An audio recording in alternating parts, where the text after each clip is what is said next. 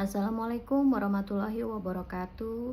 Kepada yang terhormat Bapak Muhammad Rizal SHMH selaku dosen pengampu mata kuliah filsafat dan juga teman-teman sekalian. Perkenalkan, nama saya Eka Sakti Susilawati. Saya adalah seorang mahasiswa dari PJJ Hukum di Universitas Cyber Muhammadiyah Yogyakarta. Pada kesempatan siang hari ini, saya ingin mempresentasikan makalah dengan judul Peran Filsafat dalam Dunia Digital. Kita hidup di era digital saat ini dengan berbagai macam teknologi, mulai dari media sosial, kecerdasan buatan, hingga big data, yang dimana teknologi ini membuat kita tidak hanya mengubah cara kita berkomunikasi, tetapi juga mengubah cara kita berpikir, cara kita merasa, dan juga memahami diri kita sendiri di balik kemudahan dan kecepatan transformasi digital ini. Kemudian ada pertanyaan-pertanyaan yang kemudian muncul, di mana pertanyaan-pertanyaan ini bersifat filosofis. Bagaimana kita bisa membedakan antara kebenaran dan hoaks di tengah banjirnya segala macam informasi pada saat ini? Kemudian di mana batas privasi kita dalam dunia yang terus terpantau, dan juga apakah teknologi digital ini justru mengikis otonomi dan martabat manusia. Nah, dan melalui presentasi ini saya akan mengajak kita semua untuk melihat bagaimana filsafat dengan pendekatan etika, epistemologi, dan juga ontologinya dapat menjadi kompas yang sangat diperlukan di tengah gelombang digital saat ini. Dalam presentasi ini saya akan mencoba untuk membahas dengan 3 topik utama, yaitu relevansi filsafat dalam menjawab tantangan dunia digital, kemudian analisis kasus nyata seperti skandal Cambridge Analytica melalui lensa filsafat, dan kemudian yang terakhir adalah pandangan para ahli tentang urgensi integrasi filsafat dalam perkembangan teknologi saat ini. Baiklah, kita akan masuk ke dalam pendahuluan. Apa yang melatar belakangi saya untuk membuat presentasi ini adalah dunia digital saat ini telah membentuk realitas baru yang tidak hanya mengubah cara manusia berkomunikasi, bekerja, dan belajar, tetapi juga mendasari dan mengubah cara manusia berpikir, merasakan, dan memahami dirinya sendiri serta dunianya. Revolusi teknologi informasi ini telah melahirkan ekosistem baru ya, seperti metaverse, kecerdasan buatan atau AI, kemudian big data, ekonomi platform, dan juga masyarakat algoritmik. Perubahan ini tidak hanya bersifat secara teknis, tetapi juga filosofis karena menyentuh inti pertanyaan tentang hakikat sebuah kebenaran, tentang sebuah identitas, kebebasan, etika, dan juga makna menjadi manusia di era yang semakin terdigitalisasi saat ini. Kemajuan digital ini seringkali melampaui kapasitas refleksi etis dan sosial kita ya, dan kita juga akan dihadapkan pada pertanyaan-pertanyaan mendasar yang sifatnya filsafat, itu seperti bagaimana sih kita membedakan antara kebenaran dan hoax dalam banjir informasi yang ada pada saat ini.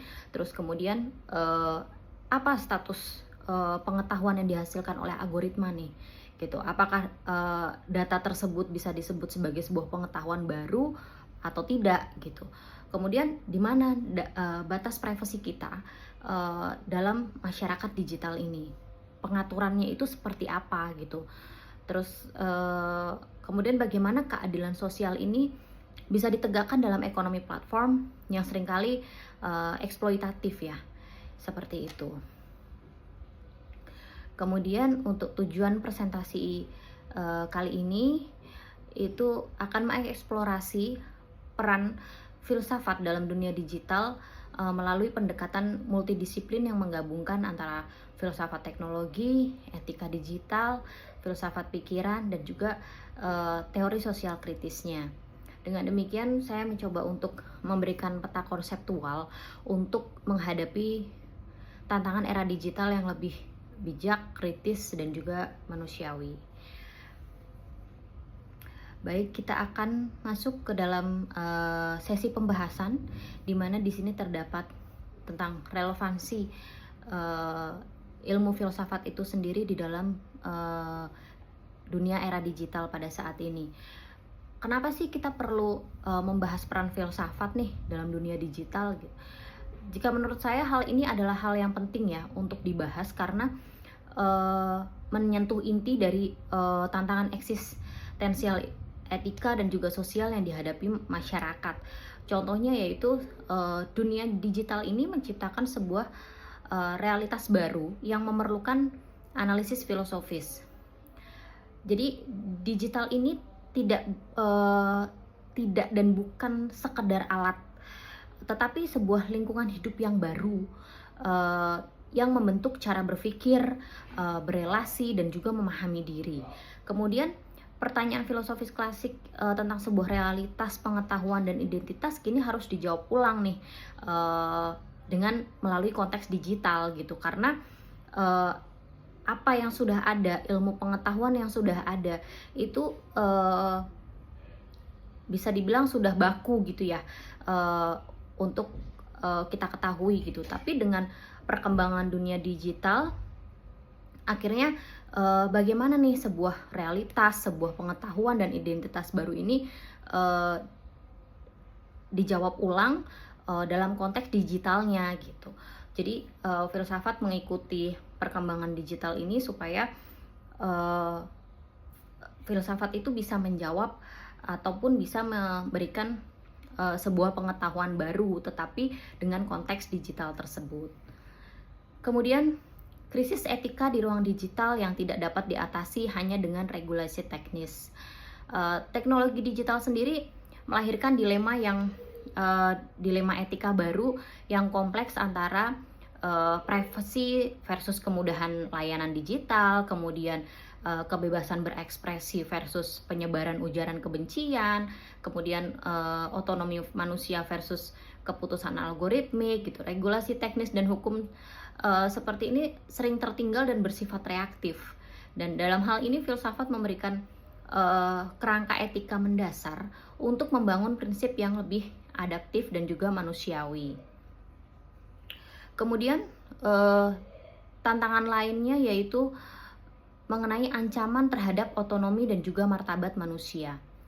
Teknologi digital ini dapat mengurangi manusia menjadi sebagai sekumpulan data ya, yang dapat diprediksi, dimanipulasi, dan juga dikontrol.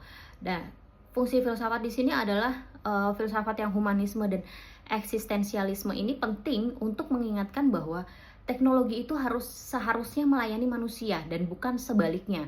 Bukan manusia yang melayani digitalisasi, tapi digitalisasilah yang harus melayani manusia.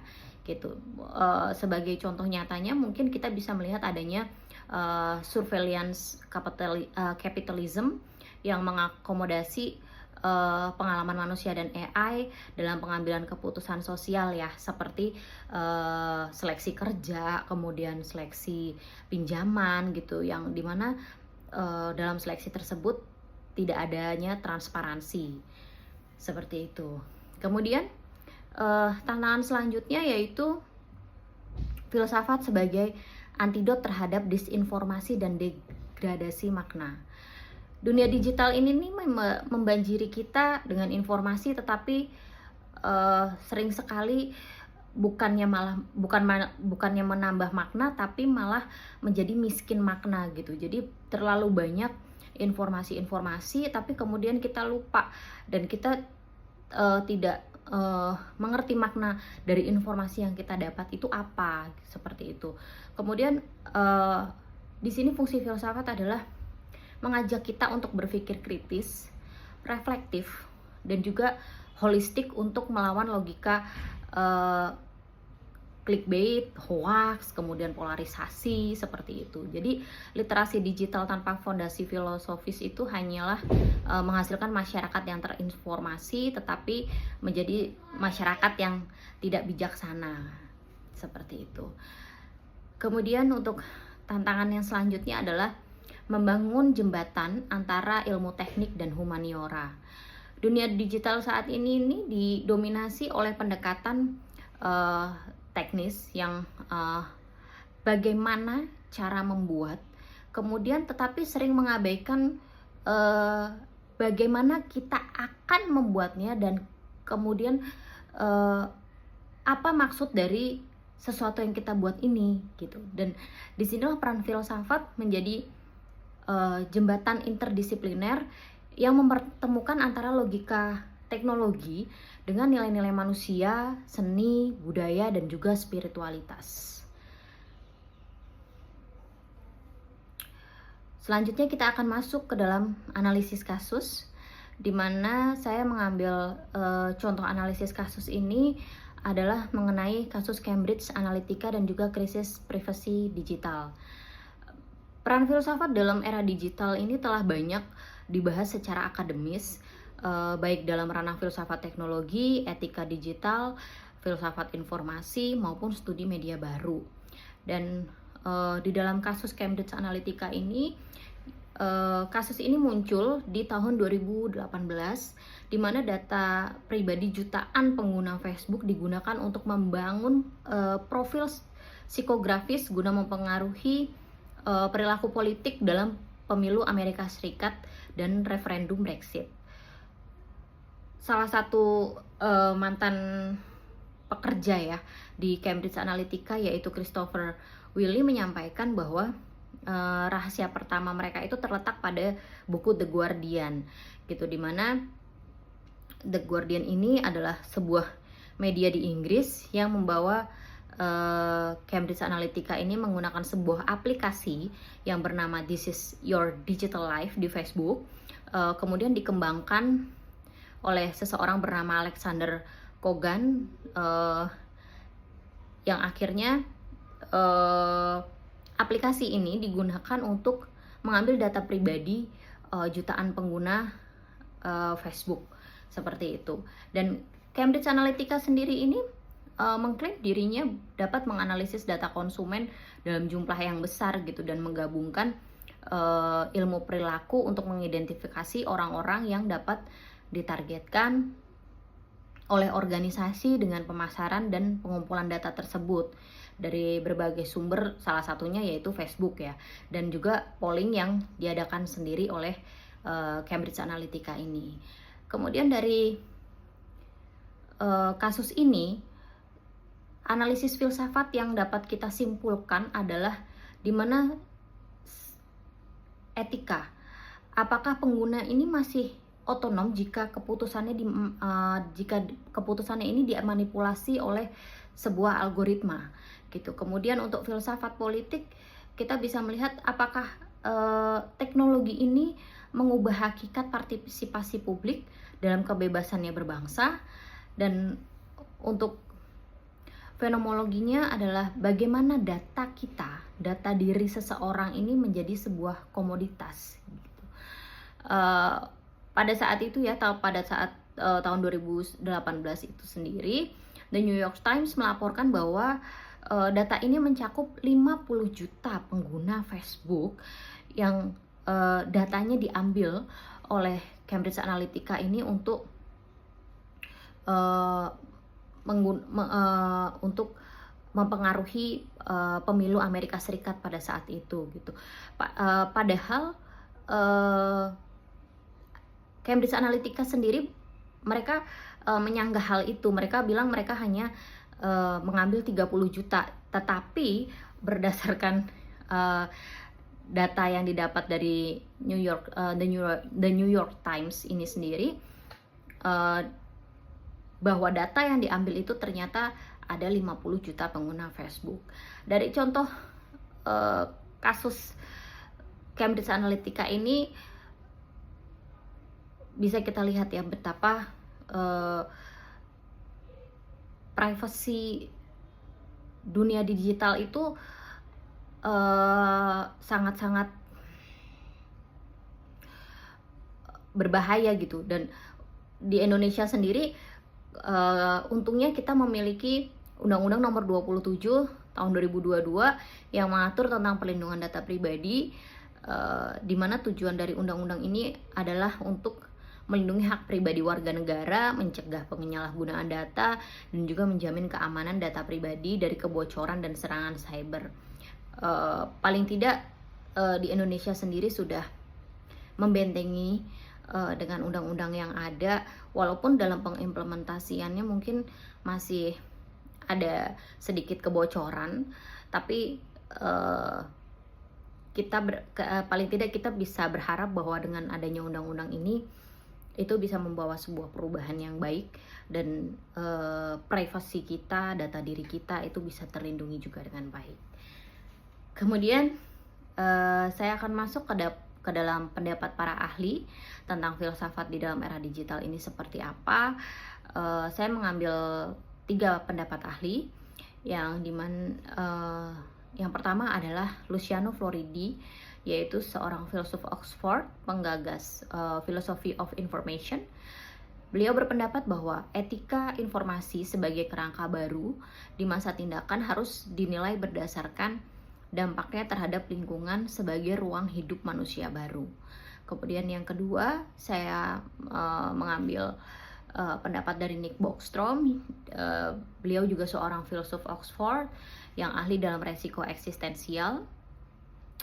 Nick Bostrom berpendapat bahwa AI masa depan bisa menjadi resiko eksistensial jika tidak diatur dengan nilai-nilai manusia, sehingga ilmu filsafat ini sangat penting untuk menanamkan nilai aksiologi di dalam desain AI itu sendiri.